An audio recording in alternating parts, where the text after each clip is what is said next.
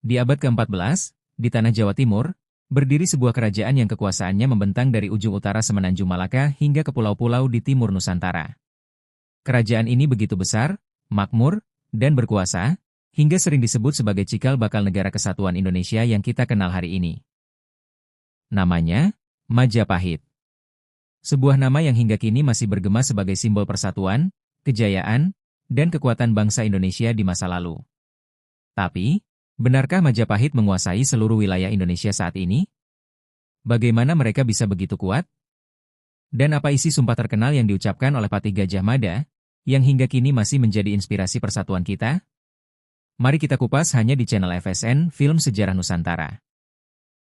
Dalam video panjang ini, kita akan mengupas tuntas sejarah lengkap Majapahit, 100% berdasarkan sumber tertulis resmi, prasasti, dan catatan sejarah asli yang disimpan negara. Mari kita telusuri jejak kejayaan kerajaan terbesar yang pernah dimiliki Nusantara. Sejarah Majapahit tidak terlepas dari berakhirnya Kerajaan Singhasari. Berawal dari Kertanagara, raja terakhir Singhasari yang bercita-cita menyatukan Nusantara. Namun, tahun 1292 Masehi, Singhasari runtuh diserang Kerajaan Kediri. Menantu Kertanagara, bernama Raden Wijaya, berhasil lolos dan melarikan diri ke daerah hutan belantara bernama Tarik.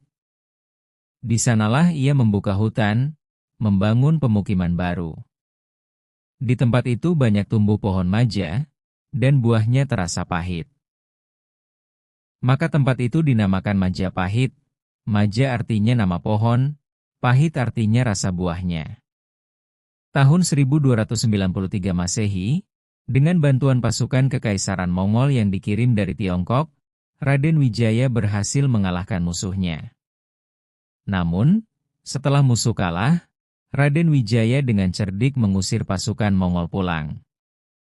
Di saat itulah, ia mendirikan kerajaan Majapahit dan menobatkan diri sebagai raja pertama dengan gelar Kertarajasa Jayawardana. Pada masa awal ini, Majapahit masih kerajaan kecil. Kejayaan sesungguhnya baru dimulai hampir 50 tahun kemudian, saat seorang pemuda cerdas bernama Gajah Mada mulai masuk pemerintahan. Puncak kejayaan Majapahit terjadi pada masa pemerintahan Raja Hayam Wuruk, yang naik tahta saat masih berusia muda, sekitar 16 tahun, pada tahun 1350 Masehi. Di masa itu, penasihat dan tangan kanan raja adalah seorang patih yang sangat setia, tegas, dan berwawasan luas, Gajah Mada. Di bawah kepemimpinan keduanya, Majapahit berubah menjadi kekuatan besar. Hayam Wuruk adalah pemimpin yang bijaksana, sementara Gajah Mada adalah pelaksana kebijakan yang gigih.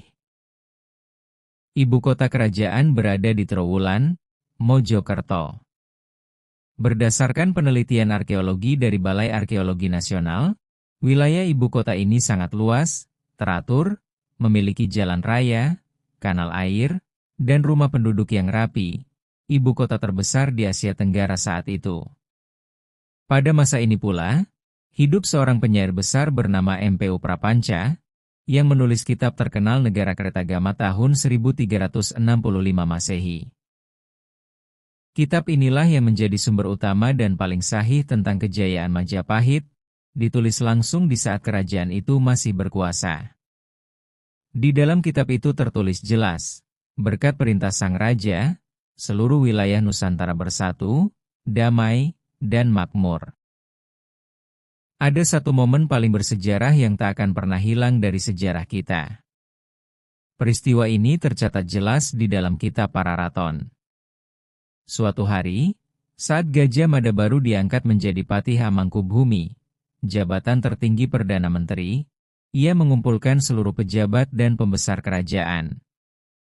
Di hadapan mereka semua, ia mengucapkan sumpah yang sangat berat dan berani. Lamun huus kalah Nusantara, ingsun amukti palapa. Lamun durung kalah, ingsun amukti palapa. Artinya, jika telah berhasil menaklukkan, menyatukan, seluruh Nusantara, barulah aku akan menikmati buah palapa, kenikmatan dunia. Jika belum berhasil, aku tidak akan menikmatinya. Itulah Sumpah Palapa. Sebuah janji setia bahwa ia tidak akan beristirahat, tidak akan bersenang-senang, sebelum seluruh wilayah Kepulauan Nusantara bersatu di bawah bendera Majapahit. Gajah Mada menepati janjinya. Selama puluhan tahun, ia mengirimkan pasukan Angkatan Laut Majapahit yang kuat, melakukan persahabatan, perjanjian, maupun ekspedisi militer. Satu persatu wilayah masuk ke dalam kekuasaan: Sumatera, Semenanjung Malaka, Kalimantan, Sulawesi, Nusa Tenggara, hingga kepulauan di timur. Sumpah ini menjadi bukti nyata bahwa cita-cita persatuan Indonesia itu sudah ada sejak ratusan tahun lalu, jauh sebelum negara Indonesia terbentuk. Sering muncul pertanyaan, apakah Majapahit menguasai seluruh Indonesia sekarang? Mari kita jawab berdasarkan bukti tertulis di Kitab Negara Kertagama bab ke-13-16. Di sana, MPU Prapanca mencatat secara rinci daerah-daerah taklukan Majapahit, dibagi menjadi dua: Negara Agung, wilayah inti di Jawa dan sekitarnya, dan Nusantara, wilayah bawahan di luar Jawa. Wilayah itu meliputi seluruh pulau besar Indonesia: Sumatera, Kalimantan, Sulawesi, Bali, Lombok, Sumbawa, Flores, Timor, Maluku, hingga Papua. Wilayah luar yang kini bukan bagian Indonesia: Semenanjung Malaya, Malaysia, Singapura, sebagian Thailand, hingga pulau-pulau di Filipina Selatan. Jadi, wilayah Majapahit memang sangat luas, mendekati wilayah Indonesia masa kini ditambah negara tetangga kita. Namun perlu diingat, sistem kekuasaan Majapahit saat itu berbeda dengan negara modern sekarang. Daerah-daerah itu tidak dikuasai langsung seperti provinsi, melainkan berupa kerajaan-kerajaan kecil yang mengakui kedaulatan Majapahit, membayar upeti, dan setia kepada raja. Tapi semua bersatu dalam satu ikatan perdagangan, budaya, dan perlindungan keamanan laut dari Majapahit. Kejayaan Majapahit bukan hanya soal wilayah luas, tapi juga rakyatnya makmur. Ekonomi kerajaan bertumpu pada dua hal: pertanian dan perdagangan laut. Karena letak strategis di tengah jalur perdagangan laut dunia, kapal-kapal dagang dari berbagai bangsa singgah di pelabuhan Majapahit. Mereka bertukar barang, rempah-rempah dari timur, beras dari Jawa, sutra dan keramik dari Tiongkok, kain dari India. Majapahit menjadi pusat pertemuan budaya dan ekonomi internasional.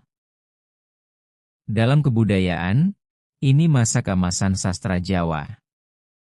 Lahir karya-karya besar, Kitab Negara Kertagama, Kitab Sutasoma, Kitab Arjuna Wiwaha. Di Kitab Sutasoma karangan MPU Tantular, tertulis kalimat sakti yang sangat terkenal hingga hari ini.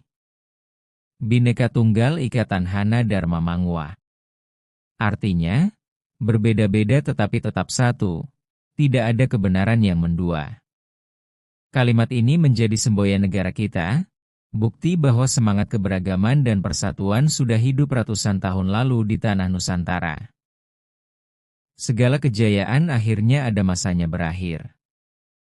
Setelah Raja Hayam Wuruk meninggal dunia tahun 1389 Masehi, Majapahit mulai mengalami kemunduran. Penyebab utamanya adalah perang saudara yang disebut Perang Paregreg tahun 1404-1406 Masehi. Dua kubu pewaris tahta saling bertempur. Kekuatan kerajaan melemah, daerah-daerah bawahan mulai melepaskan diri. Ditambah lagi, jalur perdagangan mulai bergeser, dan pengaruh agama Islam semakin kuat di pesisir Nusantara. Berdirilah kerajaan Islam pertama, Kesultanan Demak, yang perlahan meluas kekuasaannya. Sekitar tahun 1478 hingga 1527 Masehi, Majapahit runtuh dan digantikan oleh kekuasaan Islam. Namun, Runtuhnya kerajaan tidak berarti hilangnya warisannya. Warisan Majapahit adalah fondasi persatuan kita. Konsep Nusantara, semboyan Bhinneka Tunggal Ika, dan bukti bahwa bangsa ini pernah menjadi penguasa maritim yang disegani dunia. Itulah bukti nyata bahwa bangsa Indonesia adalah bangsa besar, beradab, dan memiliki sejarah panjang yang membanggakan. Majapahit telah tiada, tapi jejaknya tetap ada di prasasti, kitab kuno, situs purbakala, dan dalam jati diri bangsa kita. Kisah Majapahit mengajarkan kita bahwa jika kita bersatu, Nusantara adalah kekuatan besar dunia. Dan semangat Sumpah Palapa dari Gajah Mada adalah janji masa lalu yang masih relevan untuk kita wujudkan hari ini. Itulah sejarah lengkap Majapahit, disusun berdasarkan sumber resmi negara, prasasti, naskah kuno asli, prasasti Kertarajasa, dan kitab Pararaton. Jangan lupa subscribe dan nyalakan lonceng bel agar tidak ketinggalan kisah sejarah resmi lainnya hanya di FSN Film Sejarah Nusantara. Di video selanjutnya, kita akan membahas bagaimana Islam masuk dan berkembang di Nusantara,